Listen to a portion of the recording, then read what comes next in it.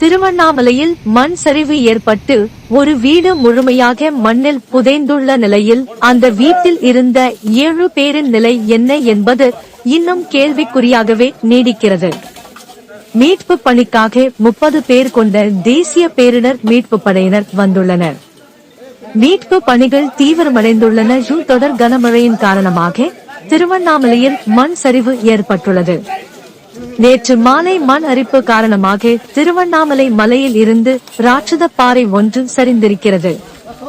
இதனால் பெரும் மண் குவியல் மலை அடிவாரத்தில் உள்ள வயோயுசி நகர் மக்களின் வீடுகளின் மீது சரிந்திருக்கிறது. 35 டன் எடை கொண்ட ராட்சத பாறை சுமார் 20 அடி சரிந்து வீடுகளை மூடியுள்ளது. இந்த சம்பவத்தில் ராஜ்குமார் என்பவரின் வீடு முழுவதுமாக மண்ணுக்குள் புதைந்துள்ளது. மேலும் 2 வீடுகளும் மண் சரிவுக்குள் சிக்கியுள்ளன.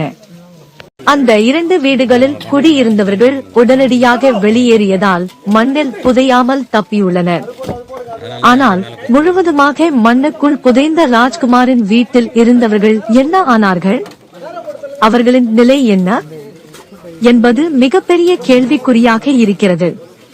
அந்த வீட்டுக்குள் ராஜ்குமார், அவரது மனைவி மீனா, அவர்களது பிள்ளைகள் 2 பேர் மற்றும் அருகில் உள்ள வீடுகளைச் சேர்ந்த பிள்ளைகள் 3 பேர் என மொத்தம் 7 பேர் இருந்ததாக கூறப்படுகிறது. தொடர்ந்து கனமழை பெய்து வந்ததன் காரணமாக அவர்கள் வெளியே எங்கேயும் செல்லாமல் வீட்டுக்குள் இருந்துள்ளனர்.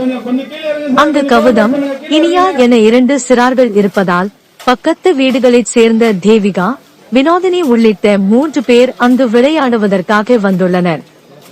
இந்த சூழலில் தான் ராட்சத பாறை சரிந்து கடுமையான மண் சரிவு ஏற்பட்டுள்ளது. மண் சரிவு ஏற்பட்ட பிறகு ராஜ்குமார் செல்போன் சுவிட்ச் ஆஃப் ஆகியுள்ளதாக கூறப்படுகிறது. இந்த சம்பவம் குறித்து தகவலறிந்ததும் காவல்துறையினரும் தீயணைப்பு துறையினரும் விரைந்து சென்று பார்வையிட்டனர். மாவட்ட ஆட்சியர் பாஸ்கர பாண்டியன், மாவட்ட எஸ்பி சுதாகர் ஆகியோரும் சம்பவ இடத்துக்கு விரைவாக சென்று மீட்பு பணிகளை துரிதப்படுத்தினர். ஆனால் மண்ணுக்குள் புதைந்த வீட்டுக்கு மேல் பகுதியில் மிகப்பெரிய ராட்சத பாறை சரியும் நிலையில் அபாயகரமான வகையில் இருந்ததால் மீட்பு பணியில் தொய்வு ஏற்பட்டது.